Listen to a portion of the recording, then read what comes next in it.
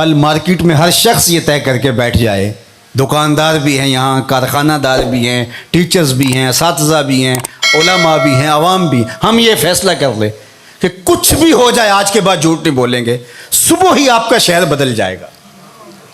انقلاب لانے کے لیے کوئی کہیں سے کوئی فلسفہ لانا پڑے گا جس کو پھر عملی طور پہ تنفیذ کے لیے اس کے لیے کوئی سیمینار کرنے پڑیں گے۔ حضور نے فرمایا کہ جھوٹ نہیں بولنا، یہ طے کر لیں تمہارا معاشرہ تبدیل ہو جائے گا۔ تم طے کر لو ہم اوروں کے لیے جئیں گے، صرف اپنے لیے نہیں۔ تو پھر کوئی کسی سے دھوکہ کیسے کر سکتا ہے؟ کوئی کسی سے فراڈ کیسے کر سکتا ہے؟ کسی کو نقصان کیسے پہنچا سکتا ہے؟ کسی کو نیچا دکھانے کی کوشش کو کیسے کر سکتا ہے؟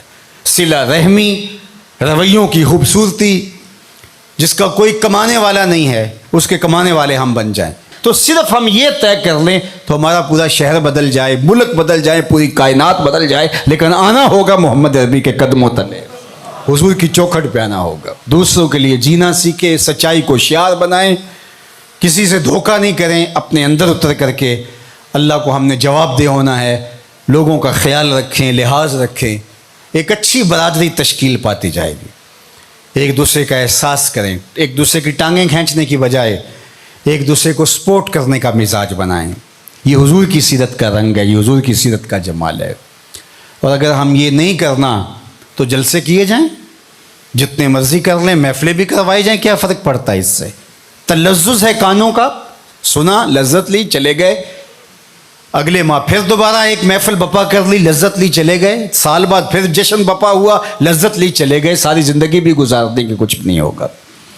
لیکن اگر ہم نے طے کرنا ہے کہ یہ اس میں تو کوئی دوسری رائے نہیں کہ سچ بولنا چاہیے، یہ ہمارے نبی کی بھی تعلیم ہے، انسان اپنے ضمیر سے پوچھے، اندر سے بھی یہی آواز آ رہی ہے، اپنے دائیں بیٹھے شخص سے پوچھے، بائیں بیٹھے شخص سے پوچھے، اپنے استاد سے پوچھے، باپ سے پوچھے، ماں سے پوچھے، کسی شخص کو گلی میں کھڑا کر کے پوچھ لے سچ بولنا چاہیے کہ جھوٹ بولنا چاہیے، وہ کہے گا سچ بولنا چاہیے۔ تو پھر ہم آج کے بعد کیوں طے نہیں کر لیتے کہ کچھ بھی ہو جائے سچ ہی بولیں گے، ہماری زندگی سچ کے ساتھ جڑی رہے گی، تمہارا رب آسمان سے بھی رحمتیں نازل کرے گا، زمین سے بھی رحمتیں تمہارے اوپر نازل فرمائے گا۔ لیکن اگر ہم نے یہ طے نہیں کیا، ہم نے بس یہی طے کیا ہے کہ ہم کانوں کی لذت لیں گے اور ہم جو ہے وہ ایک وہ حظ لیں گے وقتی طور پہ، لیکن ہم نے زندگی اپنی خواہش کے مطابق ہی گزارنی، جو ہم طے کر چکے ہیں اس کو بدلنا نہیں ہے، تو پھر کائنات کی کوئی چیز آپ کو نہیں بدل سکتی۔ اللہ اس کو نہیں بدلتا جو اپنے آپ کو بدلنے کی کوشش نہیں کرتا،